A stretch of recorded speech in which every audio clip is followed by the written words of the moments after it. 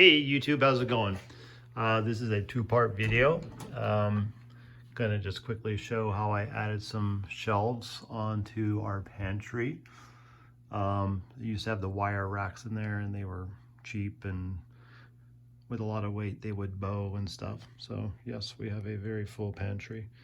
So basically just took a sheet of birch plywood, 3/4 inch, this guy right here, and then cut it into strips this way.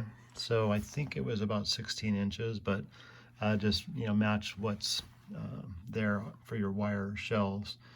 So this is again birch, and I got, let's see, there's one shelf there, two shelves, three shelves, four shelves, and then that one is a little recessed further back because once you get past the top of the door, you cannot get to that stuff up there. So you need to put it further back. You can see the white boards there. I think it was same thing. I cut wood down. This is wood versus plywood, but the white strips there basically made a rectangular frame. Mounted that to the wall, made sure I was hitting the studs, and then I would lay the birch on it on top. The birch, again, is plywood, so you have all the laminated layers shown. So what you have to do is order some of this adhesive wood trim, and again, don't get oak if you get birch or vice versa. So it's a pretty plain adhesive. You use a hot iron to basically glue it against the side where you see all the edges of the plywood, and then it's a little bit thicker, and you have to sand it down in order so it's flush. I did this about 2 years ago, and it is still holding up really well. And the beauty of the birch is it's very clean. It takes the stain very nicely, versus my next project here.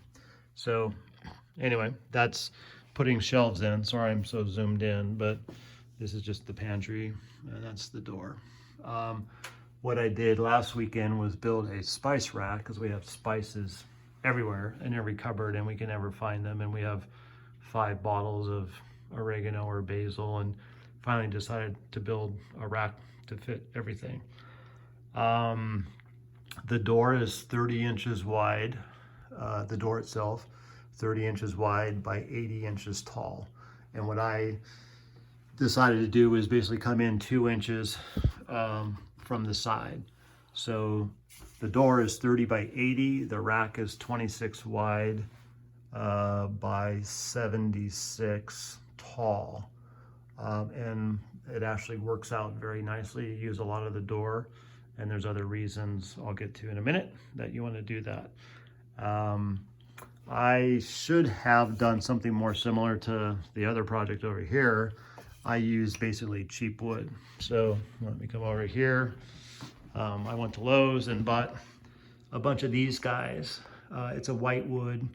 It's 1x4, so it's actual is 3/4 by 3.5 is a 1x4. That's the SKU number. And I bought a bunch of 6-footers and then a couple 8-footers because the height, the 76 inches, is just a couple inches past the 6 foot. The problem with this board is, you can see here, I thought they were all pretty good, but they're warped, they're cupped, they're twisted. You can see here with these stacked on each other. I was fighting this. It was horrible. So what would happen is it would be cupped. So it would be like a smile or a frown on the end. The whole thing would be twisted from one end to the other. So that would be perfectly flat. And then this thing would be up at an angle. And then the other one was the whole thing would be bowed. So as I start trying to, I looked at them at the store and I thought they were pretty good. And as I start putting this together, it was a nightmare. So I would recommend not being a tightwad like me and buying dimensional lumber. which is probably twice as much. So this stuff was about $1 a foot, so $6 to $8 a board, versus they had some nicer stuff that was about twice as much. But it will make life a lot easier if you're not fighting it with your table saw or however you plan to cut this stuff. So the beauty of having this, as big as it is I use these little angle brackets. These are just 1x1 angle brackets. And because I'm so close to the edge of the door here, I'm hitting solid wood here. So this is going down into the rack. There's 4 up top, evenly spaced, and then I have 4 at the bottom, evenly spaced. But if this is a hollow core door, so if you end up making it smaller and you drill in to here or to here, there's nothing behind there. So you have to buy hollow core hardware, which is a big giant screw that first goes in, and then the smaller screw goes into that, and then you have a giant hole that in theory is hiding, but I was just concerned I was going to screw something up. So again, the beauty of this being close to the edge near the top is that you're hitting solid wood here. Stain versus paint. It's a lot easier to stain this thing than it is to paint it, because paint, you have to do multiple layers and all that stuff. The problem with the stain is that it didn't take terribly evenly. So there's spots here you can see I sanded it and sanded it and sanded it, and it doesn't take it super evenly. Again, if I would have used the birch plywood or the dimensional stuff that doesn't have knots and all those other things, I think it would have looked a lot better. But hey, it's a spice rack on the back of a door. What I did do is I put it in 2-inch screws. So basically built the whole frame first around the whole thing. So take the door off the hinges, lay it down on your counter, so it's laying down horizontally, and then use painter's tape to kind of mark off your corners. Up here, down there, you get it. And then start cutting the pieces to those lengths, and then kind of build the frame all the way around. And then you can start getting your jars, and since your door is laying down on the counter, you can just lay your spices in, and you want to have a couple inches above the spices to be able to get them up and out. So there's 2 things that come into play there. One is this headspace above it, and then how high you put this lip. So this lip is just a really skinny piece of wood that I cut. I have a table saw, which makes it very nice, or you can pretty much buy them and just cut them to length. So I put this lip pretty low. I was concerned that opening the door really fast, this stuff would fall over and stuff, but it doesn't. So I kept it low because if you put this lip up higher, then you can't see what the spices are. I guess you could put labels up on the lids or whatever. So again, this is 1x4 wood, which is 3/4 by 3.5. So the bigger bottles, the bulk bottles of stuff here, I had to put in sideways. It doesn't really fit this way. It kind of does, but I'm going to put labels on the side of this.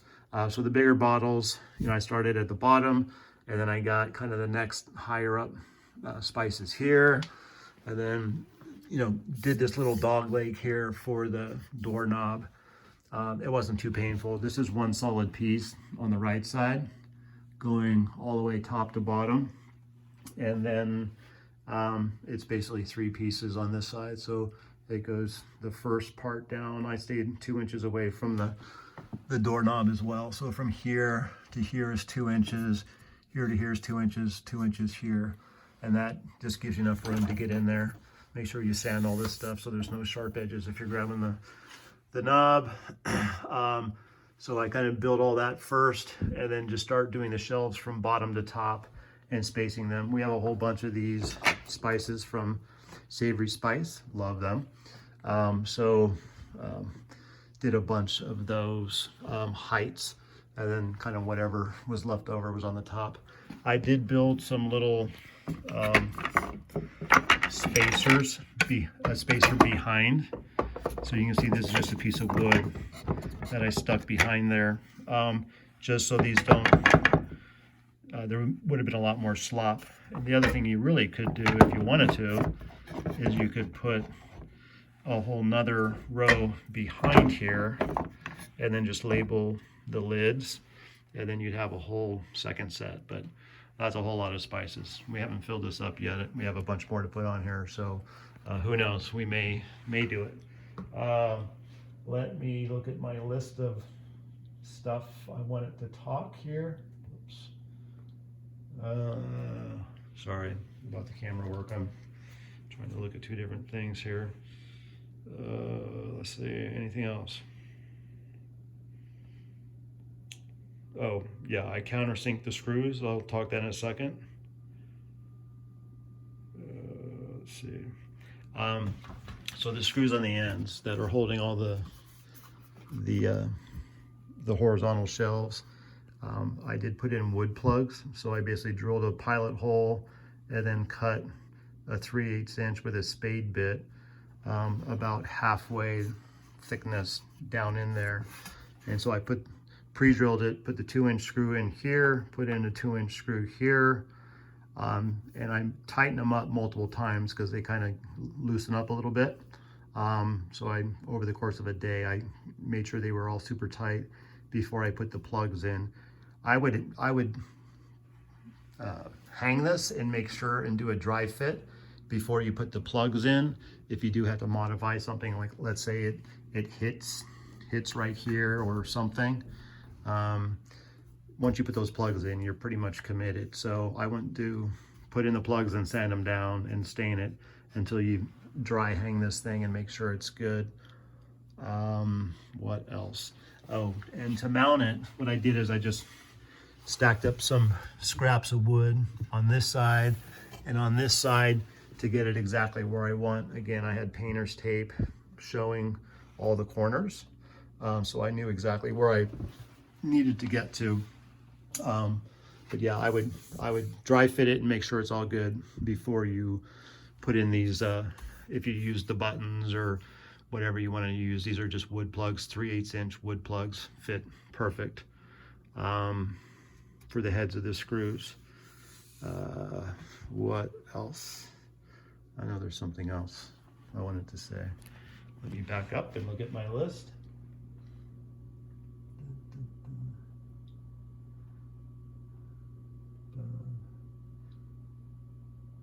Oh, and the other thing I did is I just put some little bumpers.